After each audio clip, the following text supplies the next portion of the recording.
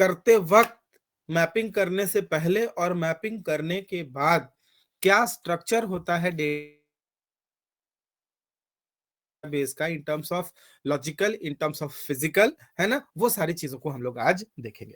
मतलब basic part ये है कि आज हम लोग बैकएंड सिस्टम का इंट्रोडक्शन पढ़ रहे हैं, जिसमें कि हम लोगों को डेटाबेस स्ट्रक्चर तैयार करना होता है, ठीक है ना।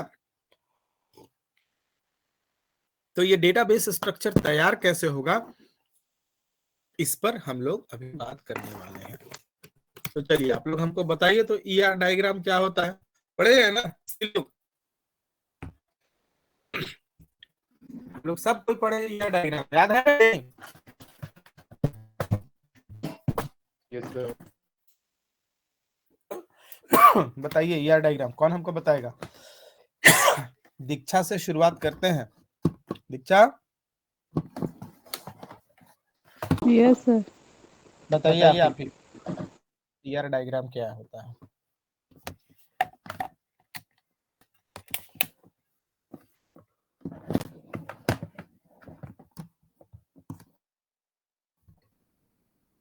सर ईआर डायग्राम को एंटिटी रिलेशनशिप मॉडल बोलते हैं।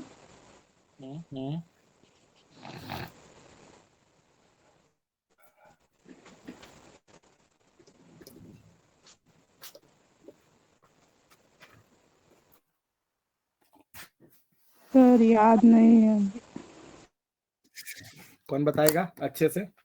देखिए सर बताएगा क्या?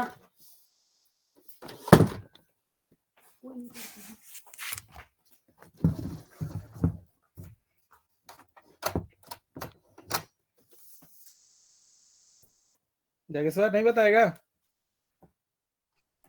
सर याद नहीं है पूरा। अच्छा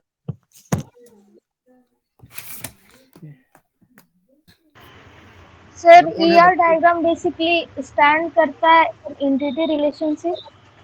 हाँ ठीक है। और एक्चुअली इसमें क्या होता है कि बहुत सारे जैसे टेबल होते हैं, तो ये डिफाइन करता है कि कौन सा टेबल किस से रिलेशन बना रहा है और किस तरह से बना रहा है, और ये ठीक है। सबको डिनोट करके हम लोग डायग्राम्स तैयार करते हैं, डिजाइन करते हैं।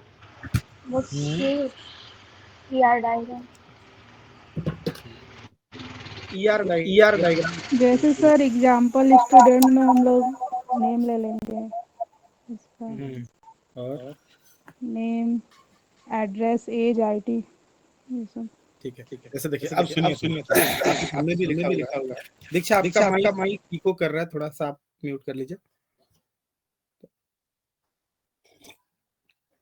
ईआर डायग्राम होता क्या है ना कि जब भी हम लोगों को कुछ स्ट्रक्चर चाहिए होता है, ठीक है, स्ट्रक्चर चाहिए होता है कहने का मतलब, जैसे अभी अभी दीक्षा बोली क्या चीज, स्टूडेंट, ठीक है। तो ये जो स्टूडेंट हुआ, ये स्टूडेंट क्या हुआ, इसको हम लोग क्या बोलेंगे स्टूडेंट को, बताइए what is this student? Entity हुआ, ठीक है। एंटिटी बोलिए, ऑब्जेक्ट बोलिए, है ना, कुछ भी अभी बोल सकते हैं फिलहाल। Yes sir. जब तक कि इसको हम लोग कोई एक पर्टिकुलर डेफिनेशन के साथ फिक्स नहीं करते हैं, तब तक ये कुछ भी बोला जा सकता है ना। तो ये जो स्टूडेंट है, इस स्टूडेंट का अपना बहुत सारा क्या होता है, इंफॉर्मेशन होता है।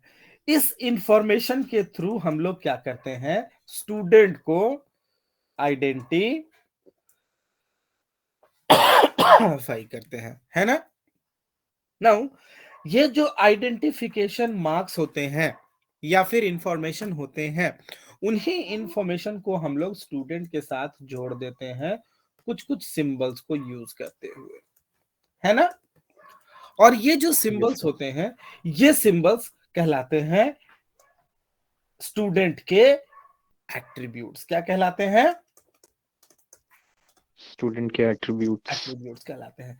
तो जब आप इन ओवल शेप्स को रेक्टेंगल शेप के साथ लिंक कर देते हैं, एसोसिएट कर देते हैं, तब जाकर के ये जो डायग्राम फॉर्म होता है या डायग्राम का फॉर्मेशन होता है, उस फॉर्मेशन को हम लोग क्या बोलते हैं? ER diagram. नहीं, बिल्कुल भी नहीं, entity relationship model. Entity diagram बोलते हैं। अच्छा ये अभी तक सिर्फ एक ही एंटिटी के बारे में ना, एक ही स्टूडेंट के बारे में आप बात कर रहे यस हैं, सर। तो रिलेशनशिप का तो यहाँ अभी बात आया नहीं है ना। तो इस तरह का स्ट्रक्चर जहां पर सिर्फ एक एंटिटी और उसके एट्रीब्यूट्स को दर्शाया जाता है, दिखाया जाता है, वो डायग्राम सिर्फ और सिर्फ क्या कहलाता है? Entity entity diagram diagram. कहलाता है। और जब इस स्टूडेंट के साथ में कुछ और भी जुड़ जाता है, जैसे मान लीजिए इसमें जुड़ गया कोर्स, कोर्स के भी अपने कुछ कुछ एट्रीब्यूट्स होंगे, तब जाकर के ये क्या कहलाएगा? Entity relationship model. क्योंकि यहाँ पे कोर्स और स्टूडेंट के बीच में रिलेशन हो जाएगा। अब ये रिलेशन क्या हो सकता है? तो one student can take many course and one course can be taken by many students. Student. तो जनरलाइज करके अगर हम लोग बात करेंगे तो ये जो एसोसिएशन हो जाएगा कोर्स और स्टूडेंट का, वो M.M होगा, यानी कि मेनी टू मेनी एसोसिएशन होगा। समझ पा रहे हैं बात को? Yes sir. तो इसी चीज पे हम लोगों को आज पूरा फोकस करना है और मैपिंग में जाएंगे, आगे आगे देखेंगे क्या होता है। तो जब आप डीबीएमएस रादर जब आप आरडीबीएमएस पढ़ते हैं तो उसमें शुरुआत में ही आपको बताया जाता है क्या चीज? Relations and models, database model भी जिसको हम लोग बोलते हैं, है ना? Yes sir. कितना तरह का डेटाबेस मॉडल होता है?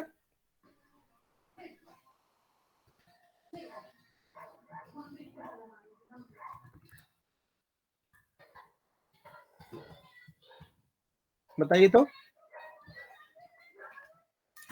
डेटा मॉडल कितना तरह का होता है?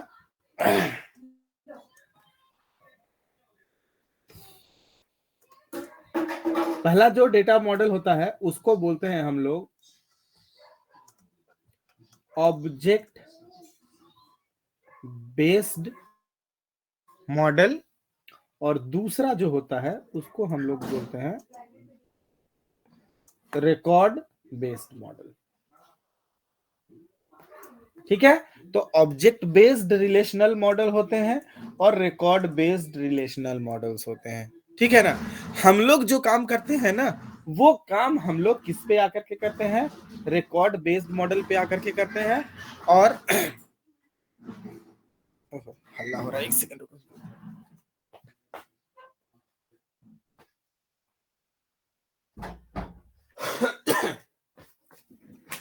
और ये जो रिकॉर्ड बेस्ड मॉडल होता है, ठीक है, रिकॉर्ड बेस्ड रिलेशनल मॉडल में हम लोग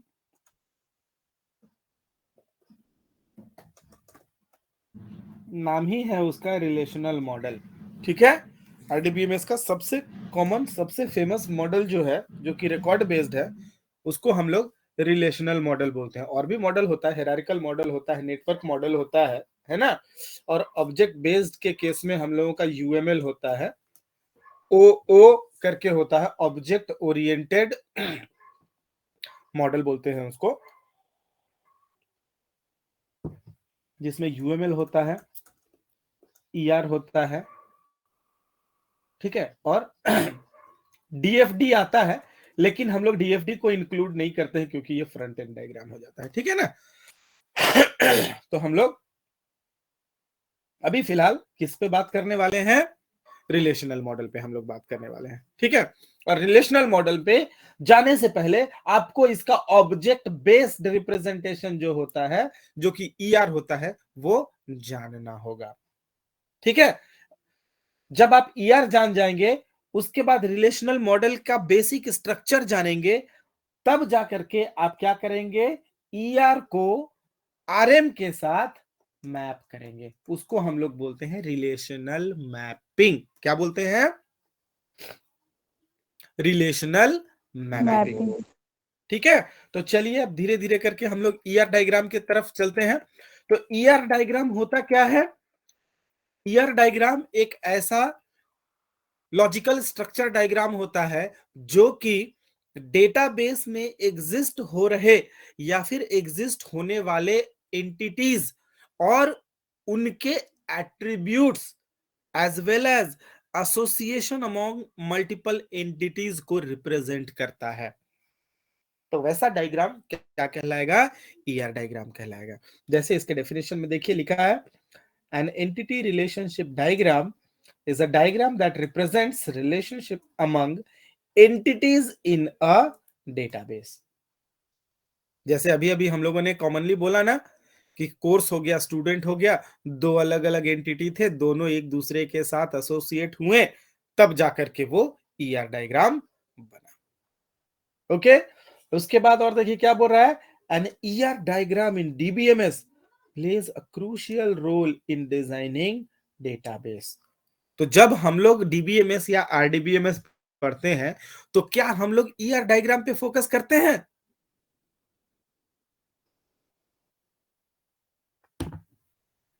बताइए, आप लोगों ने भी तो पढ़ा होगा ना? Yes sir. क्या आप लोग ईआर डायग्राम को पढ़े थे कि क्वेश्चन आने के लिए पढ़े थे खाली? सर पास होने के लिए ही पढ़े थे। वाह, बहुत बढ़िया। अभी देखिए वही ईआर डायग्राम आपका पीछा करते करते यहां तक आ गया। बीसीए वाले प्रोजेक्ट में भी आप लोगों ने उतना ज्यादा ध्यान नहीं दिया, ठीक है लेकिन अभी अब ये लास्ट चांस है, अभी थोड़ा सा ध्यान दे लीजिए, ठीक है ना? Yes, sir. तो Yes, sir. डायग्राम, हाँ बोलिए, किसी को कुछ बोलना था क्या? नहीं सर, यस सर बोले सब। अच्छा, तो अभी क्या है ना, इस ईआर डायग्राम का महत्व हम लोगों को समझना पड़ेगा। क्यों बनाते हैं वो जानना होगा, कैसे बनाते हैं वो भी जानना होगा, है ना? क्यों? क्योंकि अभी के केस में आप रैंडमली कोई अपना एक प्रोजेक्ट आप चुन रहे हैं। जैसे आप क्या कर रहे हैं, कोई देख रहा है कि आ, आ, हम अपने घर में क्या कर रहे हैं, एक एक्सपेंस मैनेजर बना लेते हैं। डेली कहाँ पर एक्सपेंस हो रहा है सबका रिकॉर्ड मैनेज करके हम लोग चलते हैं। तो ये जो आपका सोच है कि आप अपने घर के लिए एक्सपेंस मैनेजर बनाएंगे, इसका क्या पहले से कहीं और जिक्र होगा? जो प्लान आपके दिमाग में चल रहा है, क्या ये प्लान से कोई पहले बनाया होगा? नहीं बनाया होगा, है ना? तो आपको क्या करना होगा, अपने प्लान को एग्जीक्यूट करवाना होगा और उसके हिसाब से काम करना होगा। उसमें आपको कौन मदद करेगा? डीएफडी और ईआर, यही दोनों मदद करने वाले हैं। जब तक ये दोनों आप फाइनलाइज नहीं कर पाते हैं, तब तक आप एक प्रोजेक्ट नहीं बना पाएंगे, पॉसिबल ही नहीं है। क्योंकि डीएफडी डिसाइड करेगा कि आपके प्रोजेक्ट में क्या क्या फीचर्स होंगे, कहां से कंट्रोल किधर जाएगा, और ईआर डायग्राम डिसाइड करेगा कि आप कितना डेटा स्टोर करेंगे, कहां कहां डेटा स्टोर करेंगे। तो आप ही सोच के बताइए, क्या इन दोनों के बिना एक प्रोजेक्ट बना पाना संभव है? No sir. बिल्कुल भी नहीं संभव है, ठीक है? इसीलिए जितना बेहतर आप ईआर डायग्राम समझेंगे, जितना बेहतर आप डीएफडी समझ पाएंगे, उतना ही बेहतरीन आपका प्रोजेक्ट तैयार होगा, ठीक है? Yes sir. चलिए तो एक डीएफडी के लिए मेजर रोल्स जो होता है, जैसे देखिए अभी अभी हमने आपको ड्रॉ करके बताया ही था। अभी जैसे ये पूरा ईआर डायग्राम को एक ड्रॉ किया है, इसमें एंटिटी क्या क्या है? एक एंटिटी हो गया आपका स्टूडेंट, दूसरा एंटिटी हो गया आपका क्या चीज? कोर्स। कोर्स हो गया। दोनों के बीच में जो रिलेशनशिप है वो कौन सा रिलेशनशिप है? स्टडी। स्टडी का। तो a student study a given course, ठीक है? Yes sir.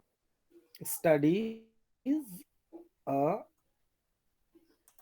गिवन या फिर अ कोर्स, जो भी आप बोलिए, ये एक स्टेटमेंट बन गया ना? Yes sir. Yes sir. इस स्टेटमेंट को देख करके आप हमको बताइए कि ये किस तरह का एसोसिएशन है। स्टूडेंट और कोर्स के बीच में कैसा एसोसिएशन है?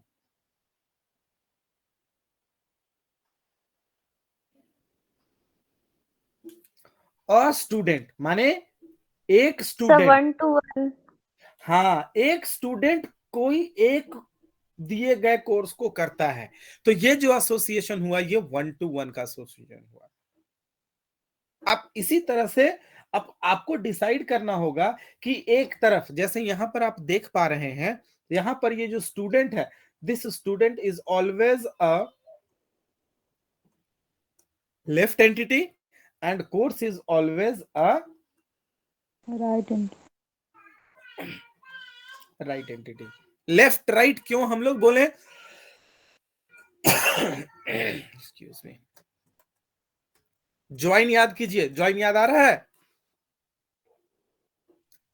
आउटर ज्वाइन याद आ रहा है?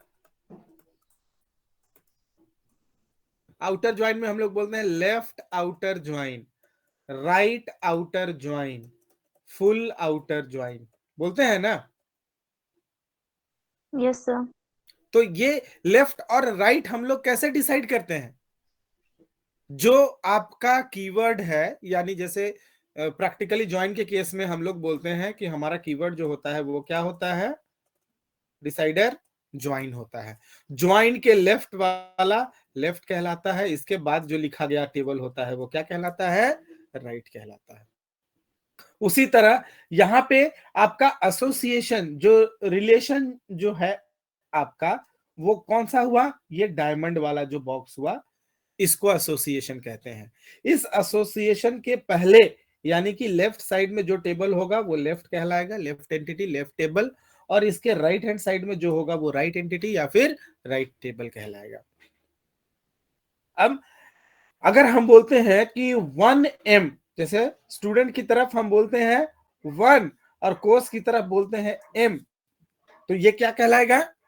1 to many। हाँ, 1 स्टूडेंट स्टडीज मेनी कोर्सेज, ऐसे ये स्टेटमेंट हो जाएगा।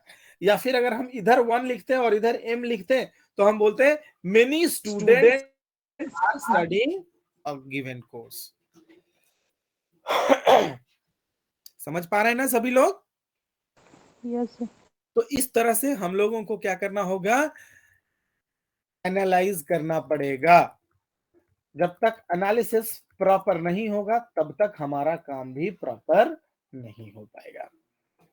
और ये सब स्टूडेंट के जो हमने जैसे डिस्कस किया था, स्टूडेंट आईडी हो गया, स्टूडेंट का नाम हो गया, स्टूडेंट का एज हो गया, these all are the attributes. Clear है? रिप्रेजेंटेशन भी धीरे धीरे अभी आगे आएगा। चलिए आगे बढ़ा जाए।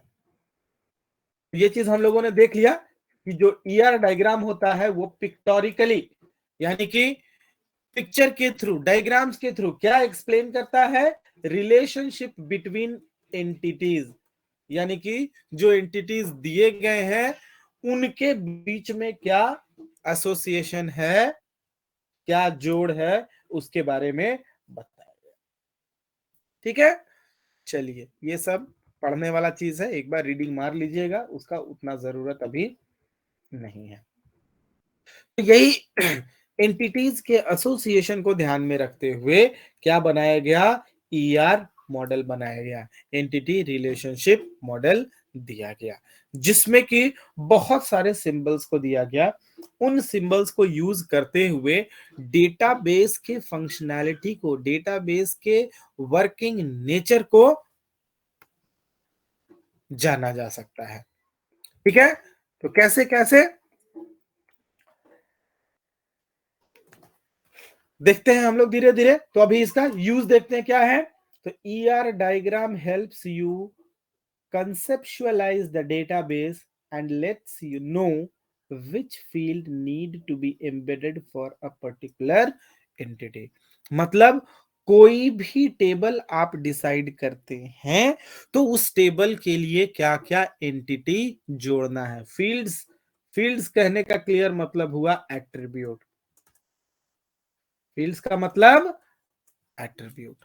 अभी बहुत सारा नाम आएगा इन सब के बारे में, ठीक है, एक एक करके हम लोग देखेंगे अभी। देन सेकेंड पॉइंट क्या है? सेकेंड पॉइंट है कि ER diagram gives a better understanding of the information to be stored in database. मतलब आपको पता होगा कि क्या इंफॉर्मेशन स्टोर होना है। Then it reduces complexity and allows database designers to build the database quickly. क्यों? क्योंकि आपको पहले से पता है, आपके पास डायग्राम है, तो जो प्रोग्रामर होंगे, डेटाबेस स्क्रिप्ट लिखने वाले होंगे, उनको अपना सोचने का जरूरत नहीं होगा, क्योंकि पहले से प्लान ऑलरेडी डायग्राम पे रखा गया है। वो डायग्राम पढ़ेंगे, देखेंगे और डेटाबेस कोड करना स्टार्ट कर देंगे, उनको मेहनत करने का जरूरत नहीं पड़ेगा। Then it helps to describe elements using ER model. कौन एलिमेंट, कौन सा एंटिटी किस तरह का बिहेवियर शो करेगा, ये भी आपका डायग्राम बताएगा। की एट्रीब्यूट है, नॉन की एट्रीब्यूट है, मतलब बोलते हैं ना प्राइमरी की है, मतलब की एट्रीब्यूट हो गया या सुपर की हो गया, वो सारा चीज डायग्राम में रिप्रेजेंट होगा symbolically. Then it allows users to get a preview of logical structure of the database। तो ये क्या करता है, डेटाबेस का एक लॉजिकल स्ट्रक्चर प्रोवाइड करता है, कंसेप्चुअलाइज, क्या बोलते हैं उसको, विजिबिलिटी प्रोवाइड करता है। क्योंकि एक बार आपने ईआर डायग्राम देख लिया तो आपको समझ में आ जाएगा कि आपका जो सिस्टम है, जो प्रोजेक्ट है, उसमें क्या क्या इंफॉर्मेशन आ रहा है और कैसे आ रहा है। Is it okay? आगे बढ़े। Yes sir. बहुत ने पढ़ा भी होगा इसको, थोड़ा बोरिंग भी लग रहा होगा, लेकिन बोरिंग नहीं मानिए इसको, थोड़ा एक बार रिवाइज कर लीजिए। अब आता है सिंबल्स। ये बहुत ज्यादा जरूरी है, क्योंकि यही वो चीज है जो कि रोड में लिखा होता है ना, जब हम लोग चलते हैं तो घाटी वगैरह में लिखा होता है सावधानी हटी दुर्घटना घटी, लेबल्स लिखे होते हैं। तो समझ लीजिए कि कोई एक लेबल जो लेफ्ट इंडिकेट कर रहा है और गलती से वो लेफ्ट की जगह राइट मुड़ गया है, तो फिर क्या होगा? दुर्घटना घट जाएगा। दुर्घटना घट जाएगा ना। वही चीज यहां पर बोला जा रहा है कि जैसे मान लीजिए कि सबसे पहला जो सिंबल है रेक्टेंगल दिया गया है। अब रेक्टेंगल को बोलता है कि इसके थ्रू आप एंटिटी को रिप्रेजेंट करेंगे। ठीक है, जो ईआर डायग्राम होगा उसमें क्या रिप्रेजेंटेशन होगा?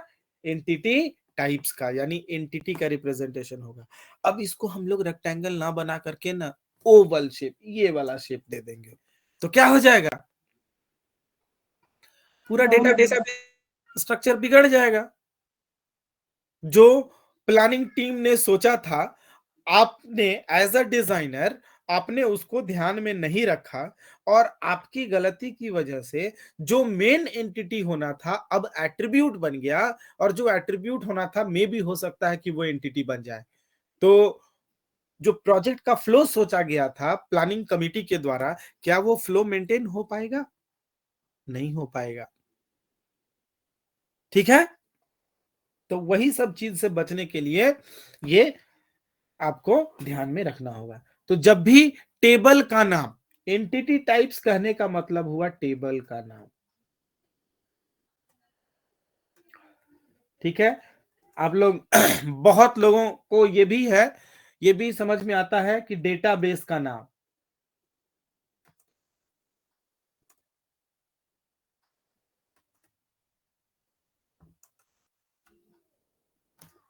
ठीक है, अब हमको बताइए, जब हम लोग इंफॉर्मेशन स्टोर करते हैं तो इंफॉर्मेशन कहां स्टोर करते हैं? डेटाबेस में स्टोर करते हैं ना?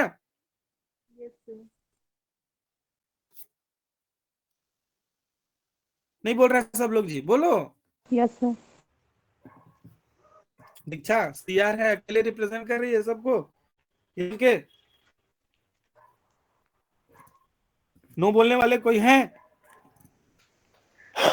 डेटाबेस में तो होता है, लेकिन उसके अंदर टेबल्स होते हैं, उसमें होता है जो भी है डेटा स्टोर। हाँ, तो जब ये क्वेश्चन पूछा जाए कि डेटा कहाँ स्टोर किया जाता है, तो वहां पर कभी भी डेटाबेस नहीं बोलने का। Yes sir. डेटा हमेशा कहां पर स्टोर होता है? टेबल्स में।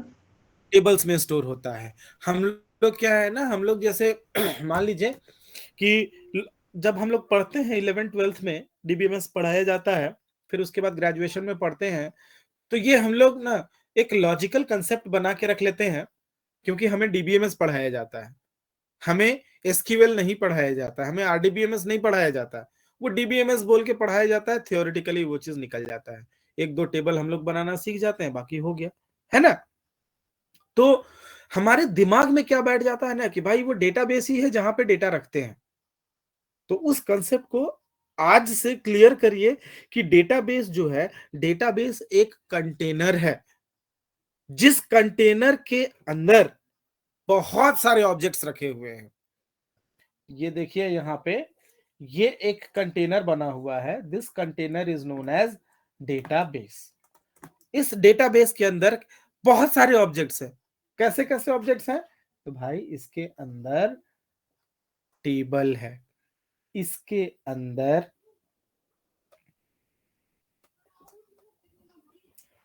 प्रोसीड्योर्स है, जिसको कि हम लोग एसपी बोलते हैं, स्टोर्ड प्रोसीजर्स।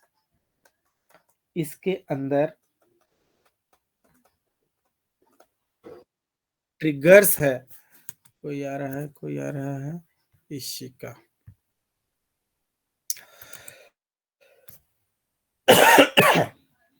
इसके अंदर क्या है? ट्रिगर्स है, और क्या है? व्यूज है। व्यूज, व्यूज को क्या बोलते हैं? वर्चुअल टेबल्स बोलते हैं ना। और इसके अंदर और भी बहुत सारा ऑब्जेक्ट्स है। तो क्या डेटाबेस में डेटा रखा हुआ अभी भी आपको कहीं दिख रहा है? नहीं ना। क्या आप प्रोसीड्योर्स यानी फंक्शंस, क्या आप फंक्शंस में डेटा स्टोर करके रख सकते हैं? नो नहीं रख सकते हैं। क्या आप ट्रिगर में डेटा स्टोर करके रख सकते हैं? नहीं रख सकते हैं। क्या आप व्यू में रख सकते हैं? बिल्कुल नहीं रख सकते हैं। क्यों? क्योंकि व्यू तो अपने आप में फिजिकल होता ही नहीं है ना। ये क्या करता है? ये टेबल का एक स्नैपशॉट रखता है। View is considered to be a logical table. तो इस टेबल का जितना पार्ट आप देंगे उतना ही का व्यू मिलेगा। व्यू मतलब नजारा। अगर आपकी खिड़की छोटी सी है तो उसमें बाहर आपको छोटा एरिया में दिखेगा, खिड़की आपका बड़ा है तो बड़ा एरिया में दिखेगा, उतना ही का ना व्यू आपको मिलेगा। तो व्यू भी स्टोर करके डेटा फिजिकली नहीं रख सकता है। तो अल्टीमेटली बात कहां पर आई? डेटा स्टोर करने वाला कौन हुआ? Data table. STORE। अच्छा, यहाँ पर तो मिट ही जाएगा, कहे कि ये है डेटा स्टोरेज। हो गया क्लियर ये बात आज? चलिए तो आगे बढ़ते हैं। उसके बाद दूसरा सिंबल जो हमारे पास है, वो दूसरा सिंबल क्या चीज है? एलिप्स है। एलिप्स क्या रिप्रेजेंट करेगा? प्रॉपर्टीज रिप्रेजेंट करेगा, एट्रीब्यूट्स को रिप्रेजेंट करेगा। ठीक है, तो ये वाला एलिप्स हो गया हम लोगों का, जिसमें हम लोग खासियत रखेंगे कि हाँ भाई स्टूडेंट का क्या खासियत है, तो उसका रोल नंबर ये है, उसका नाम ये है, उसका डेट ऑफ बर्थ ये है, etc etc etc। ठीक है। Then we have the third one as diamonds या रोम्बस, जो भी बोलिए। ये डायमंड क्या रिप्रेजेंट करेगा? दो रेक्टेंगल्स के बीच का एसोसिएशन, दोनों के बीच का रिलेशन, यानी कि ये रिलेशनशिप टाइप्स को रिप्रेजेंट करेगा। अब टाइप्स में क्या क्या हो जाएगा रिलेशनशिप का टाइप? तो 1 1, 1 many, many 1 and many many. 1 to 1, 1 to many to 1, many to many। 1 to many and many to 1 sometimes अकेले ही लिखा जाता है, लेकिन ये हमेशा ध्यान रखिएगा कि पढ़ने के ऊपर है। मतलब आप लेफ्ट से राइट जा रहे हैं कि राइट से लेफ्ट जा रहे हैं, उसके हिसाब से ये 1 मेनी या मेनी 1 होता है। ठीक है। उसके बाद फोर्थ वन, फ्लो लाइंस। ये लाइन सेगमेंट्स जो है, ये रिप्रेजेंट करेगा दो एंटिटी के बीच का एसोसिएशन। तो it links it links attributes to entity types and entity types with other relationship types। यानी कि एक एंटिटी को दूसरे एंटिटी के साथ भी जोड़ेगा, बीच में आपका रहेगा रिलेशनशिप यानी कि डायमंड, और एक एंटिटी को उसके एट्रीब्यूट के साथ जोड़ता है। तो ये हो गया हमारा लाइंस। देन नेक्स्ट है प्राइमरी की। ये क्या होता है? एट्रीब्यूट होता है। प्राइमरी की क्या होता है? एट्रीब्यूट होता है। कहने का मतलब कि जब हम एक टेबल बनाते हैं, टेबल में हम लोग 10 कॉलम का नाम रखते हैं, जैसे स्टूडेंट का नाम हो गया, उसका रोल नंबर हो गया, उसका कोर्स हो गया, सेमेस्टर हो गया, मार्क्स हो गया, एड्रेस हो गया, जेंडर हो गया, पिन कोड हो गया, इतना सारा इंफॉर्मेशन जो हम लोग रखते हैं। तो इस इंफॉर्मेशन को आइडेंटिफिएबल बनाने के लिए कोई एक तो यूनिकनेस रखा जाएगा ना। उस यूनिकनेस को हम लोग क्या बोलते हैं? क्या बोलते हैं? टेबल में जब कोई यूनिक फील्ड होता है, उस यूनिक फील्ड को क्या बोला जाता है? प्राइमरी की। प्राइमरी की बोला जाता है। तो हम लोग बोल रहे हैं कि ये डायग्राम, ऐसा डायग्राम हम बनाने जा रहे हैं जिसको देख के डेटाबेस हम लोग बना सकते हैं। तो इस डायग्राम में भी तो प्राइमरी की का रिप्रेजेंटेशन देना होगा ना। तो उस प्राइमरी की को रिप्रेजेंट करने के लिए हम लोग क्या करते हैं? अंडरलाइन कर देते हैं एट्रीब्यूट्स को।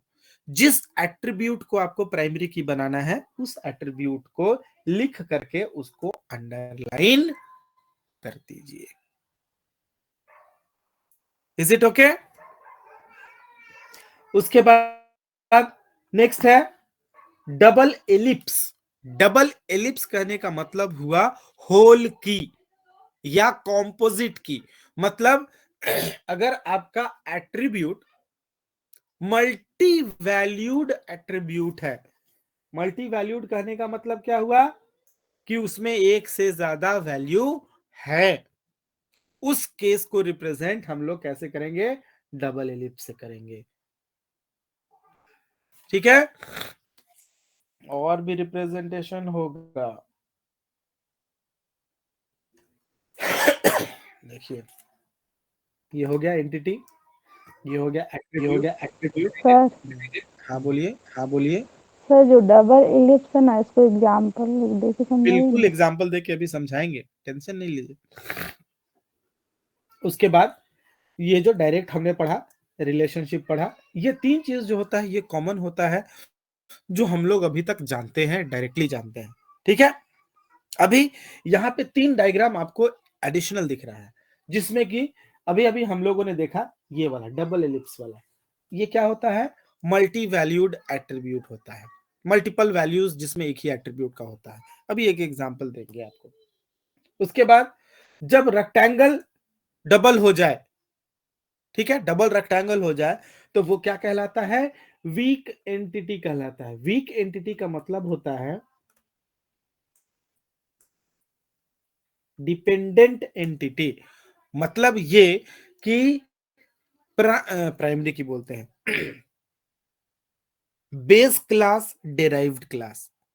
तो जब तक बेस क्लास एग्जिस्ट नहीं करेगा, तब तक क्या डेराइव्ड क्लास एग्जिस्ट करेगा? No sir. नहीं करेगा। तो ये डायग्राम अगर हम ऐसे बनाते हैं, और अगर आपको याद है जावा, तो इस एंटिटी का नाम है ए, इस एंटिटी का नाम है बी। तो entity B extends entity excuse me A. तो इसका मतलब क्या हुआ? बी जो है ए को इनहेरिट कर रहा है। अब अगर ए ही हट जाए तो क्या बी रह पाएगा? नहीं रह पाएगा। नहीं सर। तो इस तरह का डिपेंडेंसी जो होता है उसको हम लोग वीक एंटिटी का नाम देते हैं, या फिर डिपेंडेंट और डायग्रामेटिक रिप्रेजेंटेशन में दो रेक्टेंगल को हम लोग देते हैं उस तरह के एंटिटीज के लिए। समझ में आ रहा है सर बात? फंकी को कह सकते हैं ना। नहीं, फॉरेन की वाला बात यहाँ पे नहीं।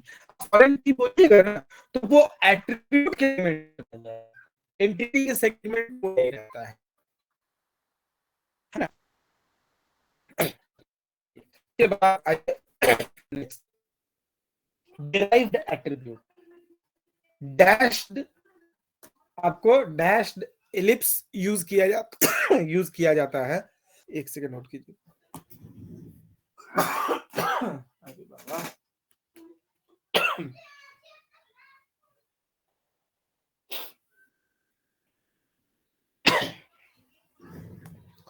तो डिराइव्ड एट्रीब्यूट के लिए डैश्ड एलिप्स का यूज किया जाता है। इसका कहने का मतलब ये होता है कि इस तरह के एट्रीब्यूट को बनाने के लिए किसी का मदद लिया गया है। मतलब ठीक वैसे ही जैसे वीक एंटिटी के लिए एक रेगुलर एंटिटी का होना जरूरी है, उसी तरह से डिराइव्ड एंटिटी के एग्जिस्टेंस के लिए कोई दूसरे एंटिटी का होना जरूरी है। ठीक है, अब एग्जाम्पल हमको देना था ना। एग्जाम्पल जाने से पहले आपको बता दें कि और क्या क्या चीज होता है। एंटिटीज में खाली यहां पर वीक लिखा है, हम एक और यहां पर ऐड कर देते हैं। ड्रॉ में चलते हैं, ब्लैक इंक लेते हैं और इसको ब्लैक पे लिखते हैं और यहां हम लिख देते हैं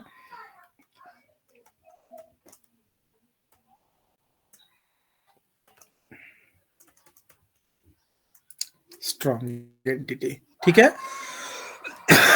दो तरह का एंटिटी जिसमें कि स्ट्रॉन्ग हमने बोला, उसी को हम लोग इंडिपेंडेंट एंटिटी भी बोलते हैं और उसी को हम लोग रेगुलर एंटिटी भी बोलते हैं। उसी तरह से वीक एंटिटी जो होता है, इस वीक एंटिटी को हम लोग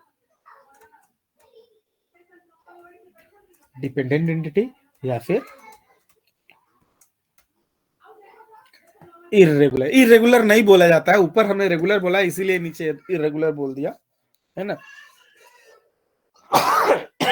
तो उसको वीक या फिर डिपेंडेंट एंटिटी आप बोल सकते हैं। उसी तरह से एट्रीब्यूट में जब हम लोग आते हैं तो की एट्रीब्यूट होता है जिसको कि हम लोग पीके बोलते हैं, प्राइमरी की। फिर आ गया कंपोजिट एट्रीब्यूट। कंपोजिट एट्रीब्यूट का मतलब हुआ मोर देन वन कॉलम या फिर वैल्यू। मल्टी वैल्यूड एट्रीब्यूट कहने का मतलब हुआ कॉम्बिनेशन। सेम वही चीज बात होता है, कॉम्बिनेशन या मिक्स्ड वैल्यूज। दोनों में डिफरेंस हम समझाएंगे। और डिराइव्ड एट्रीब्यूट का मतलब होता है क्या चीज, ये डिपेंडेंट होता है।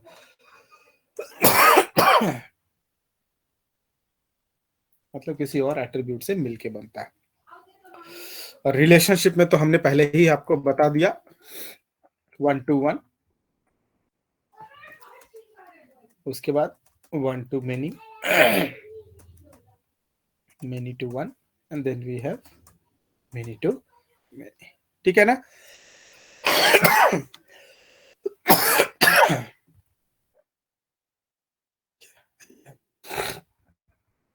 समझाने का जरूरत किसको है, यहाँ पे थोड़ा सा हम छोटा कर लेते हैं इसका जूम फैक्टर को, फिर भी दिखेगा आप लोगों को। कैसे, मान लीजिए कि ये हमारा डायग्राम है, ठीक है ना।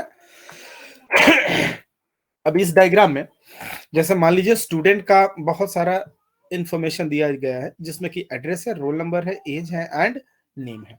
तो यहाँ जब हम लोग की का बात करते हैं, की एट्रीब्यूट, तो की एट्रीब्यूट के लिए क्या टर्म यूज किया गया है कि की attribute uniquely identifies any entity. तो यहाँ पे यूनिकली आइडेंटिफाई करने वाला कौन है, बताइए। Roll number. चारों में रोल नंबर हो गया, ठीक है। Roll number sir. हाँ बिल्कुल बिल्कुल, रोल नंबर हो गया। तो अब ये जो रोल नंबर है, इस रोल नंबर को हमें क्या करना होगा, अंडरलाइन करना पड़ेगा। कैसे, तो इस तरह से आप अंडरलाइन कर दीजिए। इसका मतलब हो गया कि ये प्राइमरी की है। दिस विल रिप्रेजेंट की, और ऐसे आप बोलिए तो पीके बोलिए इसको, प्राइमरी की। ठीक है।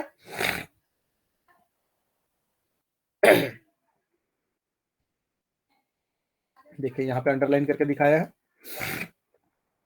अब उसके बाद आइए कॉम्पोजिट में।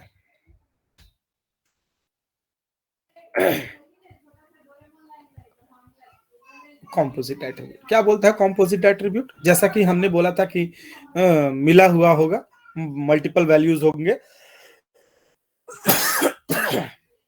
एट्रीब्यूट, सर आप पानी पी लीजिए सर थोड़ा। अरे पानी पिएंगे ना तो और खांसी होगा, थोड़ा देर रुकिए जाओ। अभी हम गेट खोलेंगे ना तो दोनों अंदर आ जाएगी, इसलिए हम गेट खोल के बाहर नहीं जा रहे हैं। तो कॉम्पोजिट एट्रीब्यूट क्या हुआ? N attribute that is composed of several other attributes, और भी सब एट्रीब्यूट्स होंगे या फिर मोर देन वन एट्रीब्यूट होंगे। ठीक है। जैसे नेम का बात किया जा रहा है, तो नेम में जैसे देख लीजिए, नेम कैसे मिलके बना हो सकता है? फर्स्ट नेम हो सकता है, मिडिल नेम हो सकता है, और लास्ट नेम लास्ट में लास्ट। तो इस तरह का जो एट्रीब्यूट होगा वो क्या कहलाएगा? Multi valued.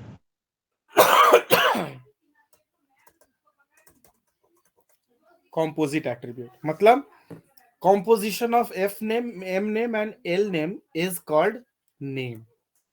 ठीक है। इसको आप अगर बाइफरकेट करके अपने डेटाबेस में रखना चाहते हैं तो रख सकते हैं। उसके बाद आपको नेम वहां से जनरेट कराने के लिए आपको क्या लिखना होगा? डेटाबेस स्क्रिप्ट लिखना पड़ेगा, जिसमें कि आपको इन तीनों को क्या करना होगा? कंबाइन करना होगा। जैसे आप अगर बोलेंगे कि नेम, सेलेक्ट क्वेरी हम लोग लिखते हैं ना, select name from स्टूडेंट। ठीक है। तो अब नेम एट्रीब्यूट तो आपके डेटाबेस में है नहीं, टेबल में है नहीं। आपके टेबल में है first name, middle name, last name. तो नेम डिस्प्ले कराने के लिए आप क्या बोलेंगे? Select name is equal to, जैसे मान लीजिए first name plus middle name plus last name. तब जाकर के ये क्वेरी जो है आपको किसी कैंडिडेट का, स्टूडेंट का नाम देगा। और भी इसमें बहुत सारा मॉडिफिकेशंस करना है। जैसे fn plus mn plus ln अगर आप कर देते हैं तो ये सटा सटा के नाम दे देगा, बीच में स्पेसर्स देने होंगे आपको, है ना। तो वो सब चीज तो हम लोग जब प्रैक्टिकली करेंगे तब, अभी सिर्फ समझना है। तो ये वाला चीज समझ में आया, कॉम्पोजिट एट्रीब्यूट। Yes sir. अब आइए मल्टी वैल्यूड एट्रीब्यूट के ऊपर। ये क्या बोलता है कि देखिए, some attributes can possess over one value. कहने का मतलब ये हुआ some attributes can possess over one value, यानी कहने का मतलब हुआ कि कोई एक ऐसा एट्रीब्यूट जो कि मल्टीपल वैल्यूज को रखता है, लेकिन मल्टीपल वैल्यूज किस तरह से है? कॉम्बिनेशंस में है। कॉम्बिनेशंस कहने का क्या मतलब हुआ? फोन नंबर हमने यहां पर दिया, तो फोन नंबर ये कैसे मल्टी वैल्यूड एट्रीब्यूट होता है? फोन नंबर कोई बता पाएगा क्या? सर एक से ज्यादा फोन नंबर किसी का है तो सर एक आदमी का दो नंबर हो सकता है, इसलिए देखिए यहाँ पे ना कॉम्पोजिशन भी इंक्लूड होता है। ठीक है। कॉम्पोजिशन कैसे इंक्लूड होता है? कॉम्पोजिशन सबसे पहले इंक्लूड होता है कि आपका एसटीडी कोड तो लिखना सही नहीं होगा, एरिया कोड होता है प्लस नंबर होता है ना। इन दोनों को मिला करके आपका फोन नंबर बनता है। सही बोल रहे हैं? Yes sir. जैसे 0651 और उसके बाद होता है 233 ये हुआ फोन नंबर, जिसमें कि ये एरिया कोड हुआ और ये फोन नंबर हुआ। उसी तरह से जब मोबाइल नंबर की हम लोग बात करते हैं तो ऑटोमेटिकली हमारे एरिया कोड में क्या लगता है, +91 लगता है, जो इंडिया का कोड होता है, और उसके बाद आपका 10 डिजिट्स का नंबर होता है। अब ये कॉम्पोजिशन वाली बात हुई। मल्टीपल वैल्यूज वाली बात क्या हो जाएगी, we can have more than one values. तो 1 2 3 4 5 6 7 8 9 10 अलग एक नंबर हो गया, एक और नंबर हो गया 1 2 3 4 5 6 8 9 10 1। तो जहां पे मल्टीपल वैल्यूज आ जाए, जैसे यहां पर रोल नंबर एज तो मल्टीपल नहीं हो सकता, इधर एक और हमने लगा दिया एट्रीब्यूट। कौन सा एट्रीब्यूट हमने लगा दिया, कोर्स लगा दिया। अब एक जो स्टूडेंट जिसका रोल नंबर 1 है वो कोर्स कर रहा है, कौन कौन सा कोर्स कर रहा है, तो भाई इस कोर्स के अंदर में बहुत सारा कोर्स है, डिप्लोमा कोर्स है, डिग्री कोर्स है। तो वो स्टूडेंट डीसीए भी कर रहा है और बीए भी कर रहा है। तो उस सिचुएशन में ये जो कोर्स एट्रीब्यूट है, इस कोर्स एट्रीब्यूट का इस पर्टिकुलर स्टूडेंट के लिए कितना वैल्यूज होगा, 2 वैल्यूज होंगे ना। तो इस तरह का कंडीशन को रिप्रेजेंट करने के लिए हम लोगों को क्या करना पड़ेगा, डबल एलिप्स का यूज करना पड़ेगा, जिसको कि हम लोग मल्टी वैल्यूड एट्रीब्यूट कहेंगे। आ गया बात समझ में सभी कोई को? Yes sir. चलिए अब आगे बढ़ते हैं। Last, derived attribute. नाम से ही पता लगता है कि भाई डेराइव्ड है, तो N attribute that can be derived from other attributes of the entity is known as a derived attribute। और इसको रिप्रेजेंट करने के लिए हम लोग क्या करते हैं, डॉटेड एलिप्स का यूज करते हैं। जैसे एज को हम कैसे बोल सकते हैं कि डेराइव्ड एट्रीब्यूट है,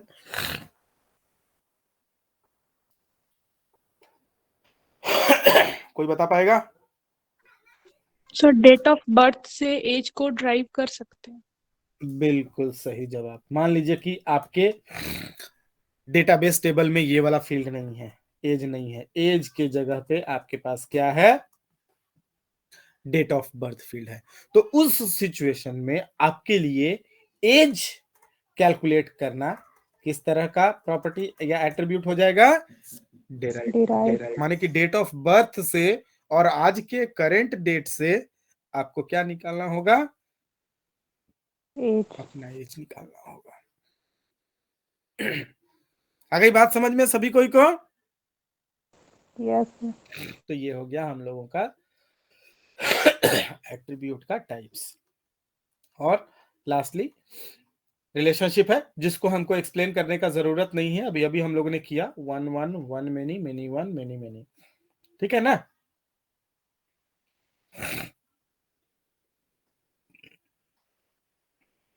क्लियर है? इतना चीज क्लियर है?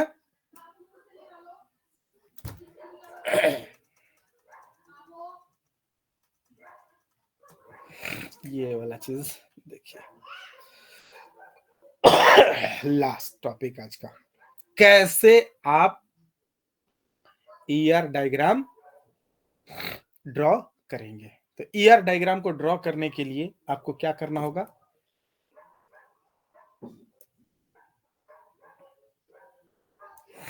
Identify all entities. कितना टेबल है उसका क्या नाम होगा वो आपको पहले से जानना होगा।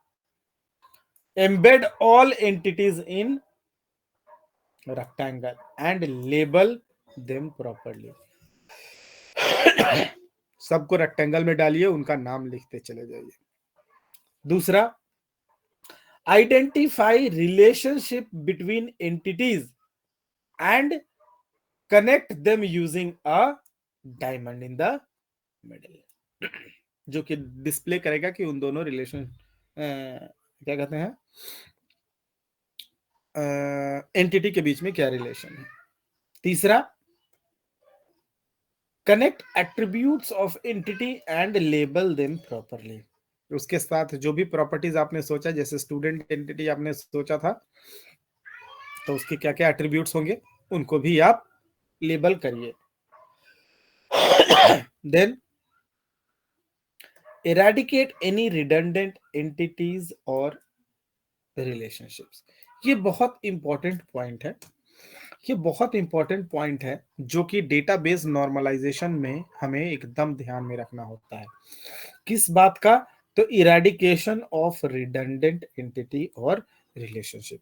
अगर आपको ऐसा फील हो रहा है कि कुछ डुप्लीकेसी आ रहा है, मतलब कुछ रिपीटेशंस हो रहा है, उस चीज को आप हटा करके रखिए, है ना। रिपीटेशन को बिल्कुल भी अवॉइड करना है। खोलना है क्या?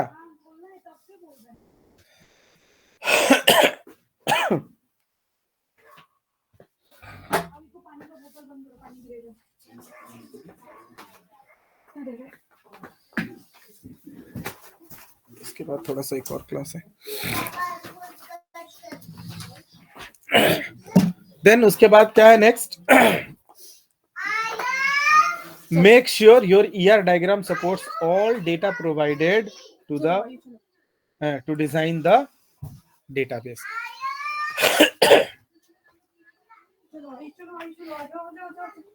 तो make sure your ER diagram supports all the data provided to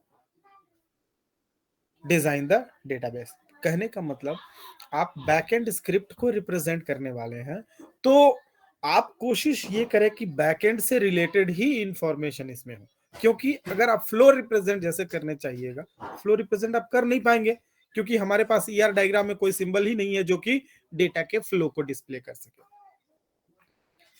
data association हो सकता है लेकिन डेटा का फ्लो नहीं रिप्रेजेंट हो सकता है, ठीक है।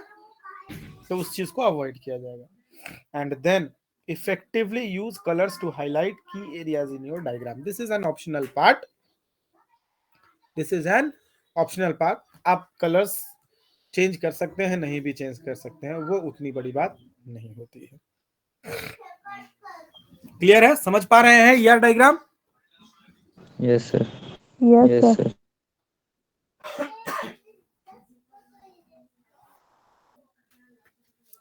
तो इतना ही, यही ईआर डायग्राम था। अगला दिन हम लोग क्या करेंगे? ईआर डायग्राम बनाएंगे अपने हिसाब से, अपना कंसिडरेशन पे। सिंबल्स बस खाली आपको याद रखने हैं, ये वाला इतना सिंबल्स जो हमारे पास था।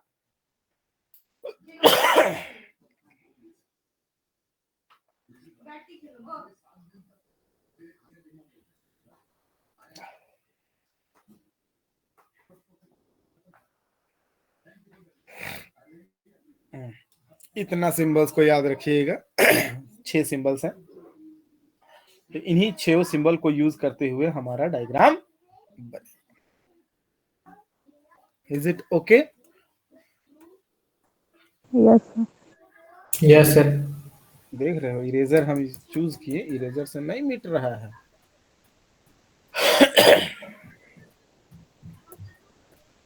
देखते हो नहीं मिटता है,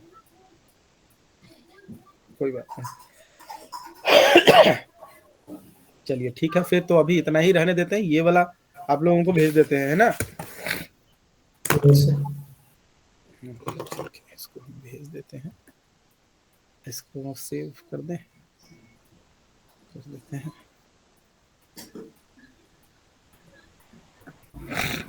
ठीक है, इसको हम शेयर कर देंगे भी आप लोगों को, है ना। और ग्रुप में हम मैसेज भेजे थे, हमको भी थोड़ा सा कंफर्मेशन दीजिए, क्योंकि आज